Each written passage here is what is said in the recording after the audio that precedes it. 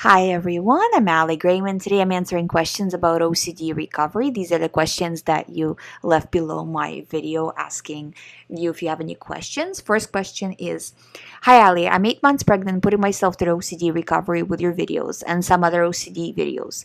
Do you have any advice or suggestions for dealing with a newborn and a mother going through OCD recovery? So my suggestion is do as much as you can before the baby arrives. You still have a month. You can knock it down, I would say, about 30% from where you are right now. If you really kind of put all of your energy into it, doing as much ERP as possible up until birth. Also, having a support system. So when you are having a bad OCD day, then somebody can take over with the baby until you kind of feel a little bit better and a little bit more on track. I'm telling you, I work with a lot of people who are just about to give birth, and then after birth, I don't know what it is, but pregnant women come to me a lot, so I have a lot of experience with this type of situation and OCD. And I can tell you that usually there is a drop in how the person is feeling after birth, meaning like the person feels a little bit worse after birth. The reason being is because additional stress, additional responsibility, no time, no sleep, all of it obviously affects hormones as well. So having support built in while you get used to your new life is, I would say, would be critical. And then doing as much ERP as possible. So that's what I would recommend. Next question is, Hi Ali, I read new research that high frequency deep transcranial magnetic stimulation, DTMS, is a hope for OCD. What's your opinion on this? Well, there's a lot of things that are coming out that say that it's like hopeful for OCD. I've read a few different things, but I would say that anything that's like messing with the brain, I wouldn't want to be trying that. So I would not recommend anything like that. Um, it's still research. It's still new. Um, so I wouldn't suggest it. You already have something that works. You have ERP. ERP always works for OCD recovery if you actually do the ERP. So we don't need to reinvent the wheel. If they come up with an easier solution, that would be wonderful. But until it's like set in stone and not just, research or this new treatment came out, you just attach something to your brain, that's all. It is very scary because it's, if they mess something up, nobody's going to take responsibility, believe me. So, and, so I would just be weary of it. But hey, if they can make it easier for people, I'm all for it. So it's, we just have to kind of wait and see. Next question is, Hi Ali, I'm suffering from contamination OCD for the past 3 years. I just started ERP a few days back before the recovery process to observe what were the disturbances that were affecting my recovery. I observed that reassurance and stress were two problems, and another thing that I love someone. I get thoughts about this person frequently. I have a confusion between love and OCD because love is also an obsession. When I first had this thought, that these thoughts were mental compulsions, I literally broke down. So, what you have to understand is that, first of all, right now your OCD is grabbing to this love situation, and you're obsessing about what if this is an obsession. So, what if this is an obsession is right now your OCD trigger? So this is the exposure. You need to prevent the response, meaning you need to stop solving it. Now, in terms of how you started this question, so you say you have a contamination OCD. So, but then you're saying, I started mental ERP a few days back before the recovery process to observe what were the disturbances that were affecting my recovery. Like, to me, honestly, that sounds like a waste of time. What do you mean you're observing the disturbances? Every 600 videos on this channel, literally, I talk about exactly what you say: stress, reassurance, avoidance behavior, physical compulsions, rumination. those are the disturbances for every single person who has OCD on planet Earth. You don't need to observe them. The research has been done for you. So don't waste your time on it. You have contamination OCD. You have certain things that you do, research that you're doing, rumination that you're doing, things that you're avoiding. That's what you need to focus your attention on. So in terms of mental ERP is exposure and response prevention. It doesn't have anything to do with observing. It's you have a thought, you're refusing reaction. So in your situation right now, you have a thought about the relationship, you're refusing reaction. You need to focus on doing ERP and not wasting time on thinking, observing, all of this kind of stuff. Because the more days you're spending not doing the recovery work, the worse you're getting. Right now, if you're analyzing this about the relationship, right, you're getting worse. You're obsessing about the obsessing is getting you worse. So you have to do active recovery work and try to cover all the areas. So everything that you're doing that's a compulsion, physical compulsion, mental compulsion, to do with relationship, to do with contamination, you have to include all of it. You can't just work on one area and not on the other, because while your one area is getting better, the other one's going to be getting worse. So you have to kind of cover everything.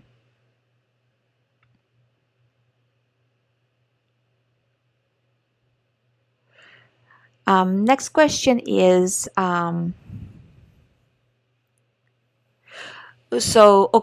ma'am, I get male kissing thoughts that I don't want. I'm a straight guy. When I see male, then I generate fear also and repeated behavior. Please make a video on it. Okay, so first of all, this is normal, classic HOCD. Nothing to it. When these thoughts come in, so you see a guy walking on the street, you get all these thoughts. Instead of getting scared by them, just say, yeah, there's my OCD. Remember what I was saying? I don't know if you listened to my previous video, but I'll kind of say this lately a lot. Imagine that you have a neighbor, and the neighbor keeps blasting music just to kind of spike you. And you're just like, whatever. I'm not playing those games. I'm not reacting, And the neighbor wants to somehow get you. That's what OCD is trying to do. So don't let it get you. Like, yeah, okay, yeah, there's a guy, yeah, he's walking. Yep, I get a thought that, so like you say, like you get some thought about kissing. Okay, whatever, that's my OCD thought, who cares? Separate yourself from it. This thought has nothing to do with you. It's just coming in. So what? Let it come in. Let it come in, let it go. Let it come in, let it go. 50,000 thoughts a day. It's just 1 out of 50,000 thoughts that you're getting. It's not special. It's just your neighbor blasting music across the hall. Everybody can hear it. Who cares? Well, in this case, only you can hear it, but you get my point. Don't view it as important. Don't view it as it means something about you.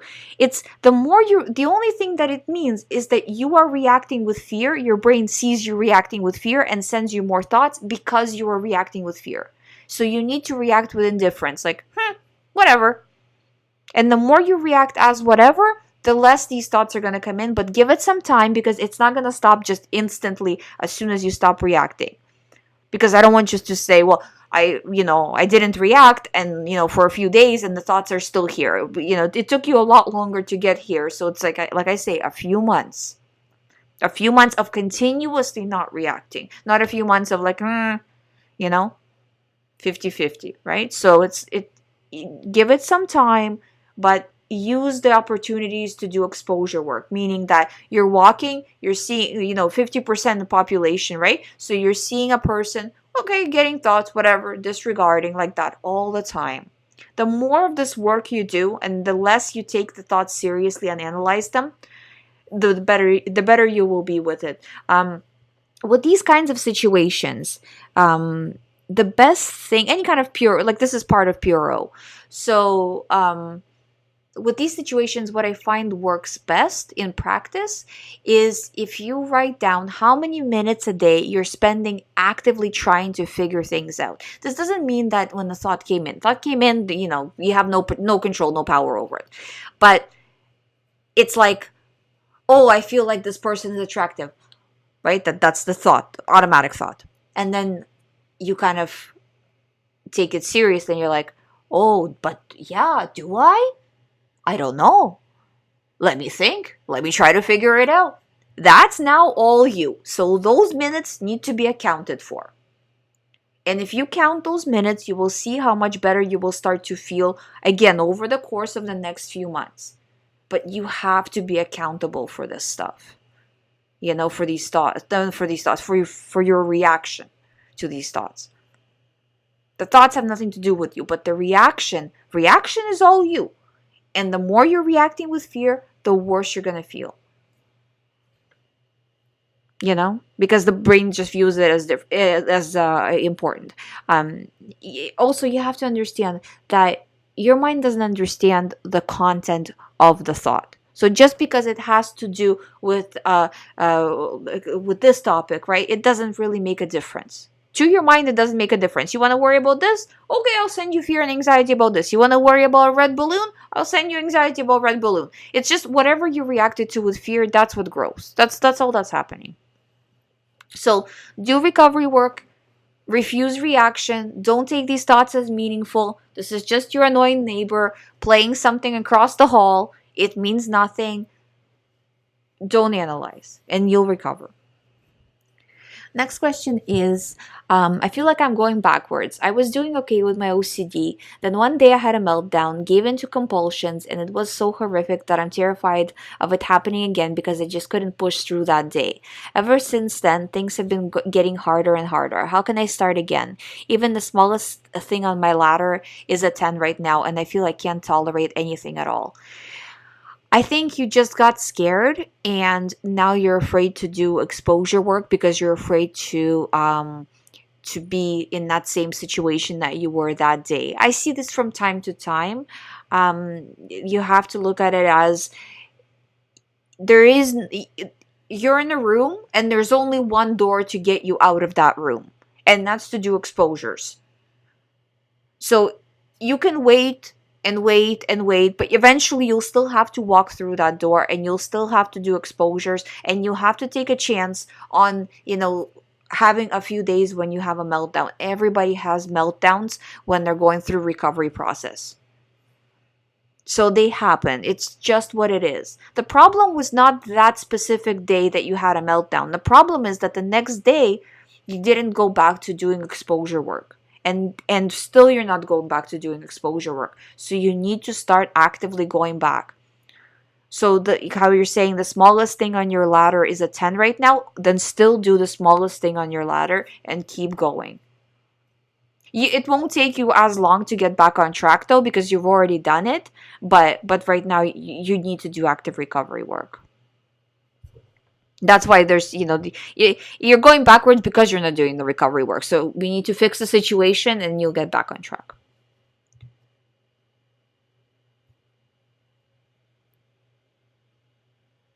Next question is, if you don't mind, I wanted to ask, does recovery take 6 months or could it take more than that? It can definitely take more than that.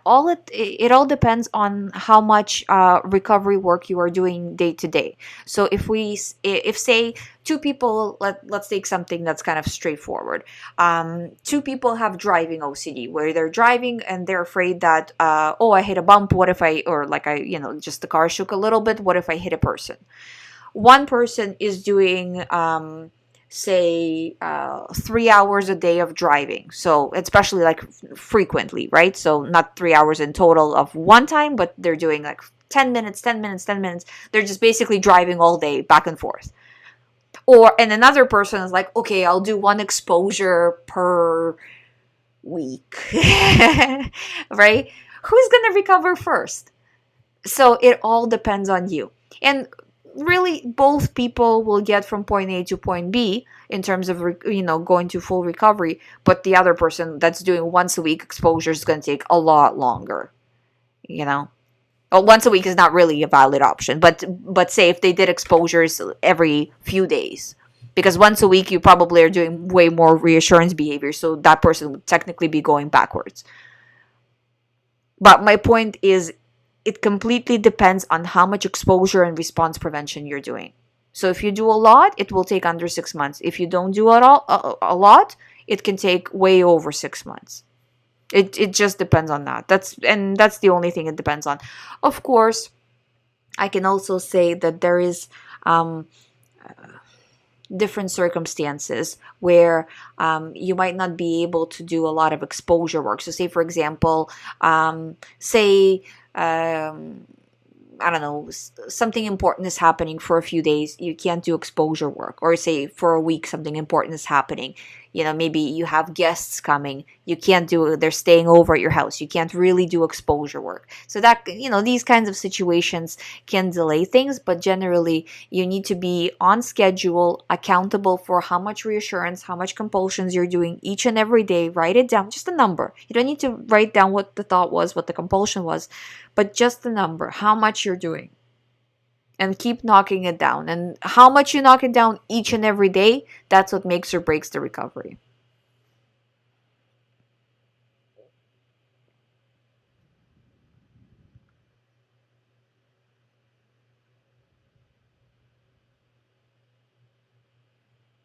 What should I do when I get an urge or anxiety of undoing a thought or an action?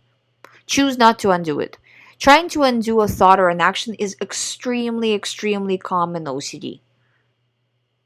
Just choose not to do it. The more you refuse, the better things are going to be. It's just a matter of just saying no. Why should I be I'm not doing this anymore. And then another question is, how do I get over existential OCD and worrying if nothing is real? So every time you get a thought of nothing is real, okay, nothing is real. Nice try, OCD, not buying it anymore. Even though you feel like you are buying it, even though you feel scared, it's kind of a fake it till you make it situation with OCD. So you're just saying like, no, I don't care. I'm not thinking about it. I'm not analyzing it whatever. And you're faking it, so you will still feel the fear, but you say this like, I don't care, whatever, and you move on to whatever it is you are doing. So you kind of don't sit down on the couch, don't lay down in the bed. No, I can't do it, I'm so scared now. No, you keep going, keep being active, and just like, okay, this is just my OCD talking, I don't care, I'm not paying attention to it.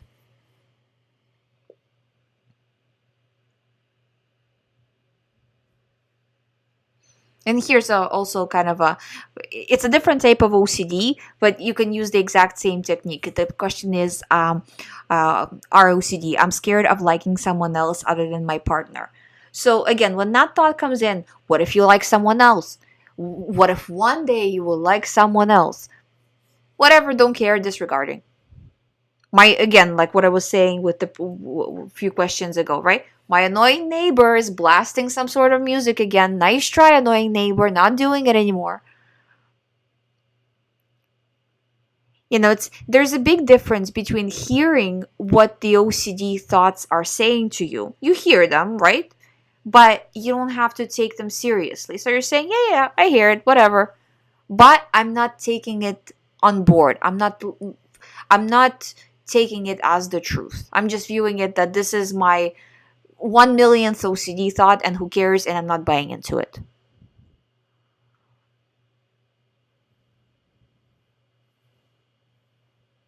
And then another question: what kind of ERP can I do for ROCD?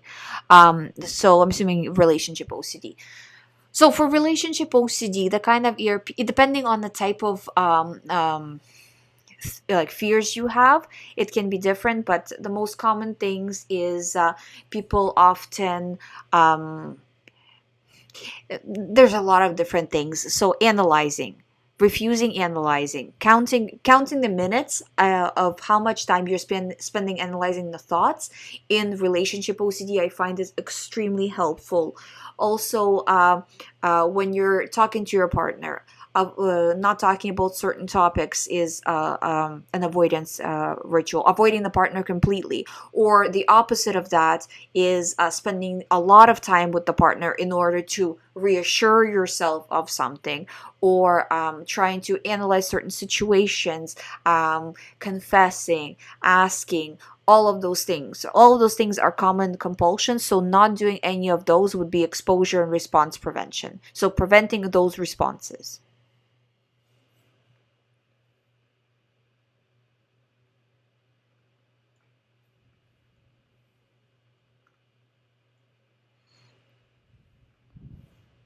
I think that's all the questions for today. I will be back with many parts to this, it looks like, because I'm looking through the questions and there's a lot. Usually it ends up being 4 parts, so 4 days. So I will be back with answering more questions tomorrow. Thank you so much for listening. I will see you in tomorrow's video. If you haven't subscribed to the channel, please subscribe. If you would like to do one-on-one recovery program with me, all the information is on youhaveocd.com. You can sign up from there. Again, I always ask this because it's very important. If you are signing up for the recovery program, please make sure that you're booking, if not all the sessions that you signed up for, then as many as you can. I understand it's hard to kind of know your schedule way in the future, but at least for the next 2 weeks, just so we can have the frequency that you need. Because if you book sessions for, say, every other day or every day, I want to make sure I have the room to accommodate that package. So please, if you're buying, like if it's just a one session or once a week session, that's fine if you don't. But if you're buying anything that's more frequent, please make sure you book the sessions. Thank you for watching. I'll see you tomorrow.